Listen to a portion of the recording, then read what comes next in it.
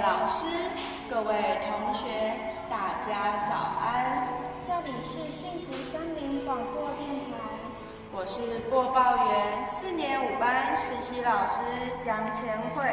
我是播报员6年2班刘杰欣。今天是3月22日，我们要为大家播报的文章是台湾乌龙茶征服世界味蕾。江老师，你杯子里喝的是什么茶？这是乌龙茶呀。台湾的茶真是好喝，品质又好，所以100多年前就外销到许多国家，可说是最早的 MIT 台湾精品，让我想起骆子山《乌龙茶》这首汉诗。那现在就请你来吟吟看这首诗吧。夏日文山采露芽，因时制获转红茶。曹柔叶卷清药沙，抚背温身火慢加。色艳杯壶浓似酒，味清平煮淡鱼花。北台方物多输出，升价年来没领花。这首诗的意思就是说，夏天文山一带正在摘采茶叶，原本乌龙茶的产区也生产欧美人士喜欢的红茶，透过杀青和揉捻成卷形，在锅中烘烤，保持香气和味道。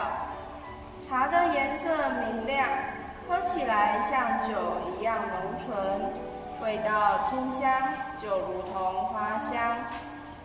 台湾北部优良茶叶外销许多国家，名气响亮，价格也水涨船高。老师，诗里说的文山在哪里？就是现在台北市文山区及新北市深坑的山区。社会科老师曾说，茶叶种植多分布北部丘陵地带，文山区也是丘陵地，温暖潮湿，云雾弥漫，适合茶树生长。从清朝后期开始，台湾北部就盛产茶叶。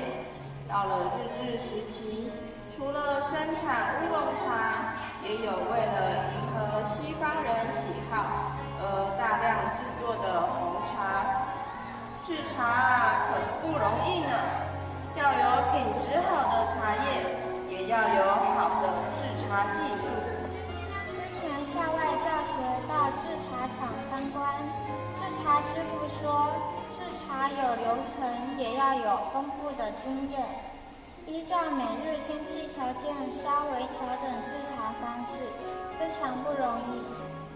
日本还没统治台湾以前，曾有一位叫藤江胜太郎的日本人，为了学习台湾制茶技术，先后来过台湾3次。你就知道啊，制茶过程有多复杂了。简单来说，采下来的新茶叶叫茶茎，会先放到户外日晒，再放室内阴干，进行各种程度的发酵。例如，部分中发酵的是乌龙，完全发酵的是红茶。接下来就是炒精，把茶精放锅里加热，阻止茶叶继续发酵。我印象中还看过师傅把茶叶包在布巾中，用手肘来回揉，叫揉捻，是把已炒精的茶叶透过揉捻变成卷条状或半球形，透过不同轻重的揉捻，凸显茶叶的特性，最后才是烘焙装袋。哇，你真厉害呢！看来你在校外教学都有好好学习。台湾的茶在国外比赛得过很多的奖，连美国在台湾的代理理事陶德也夸赞过台湾有好茶呢。今天的播报到这里结束。幸福森林广播电台，下周见。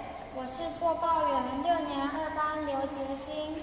我是播报员4年5班实习老师江千惠。祝大家有个愉快的晨读时光。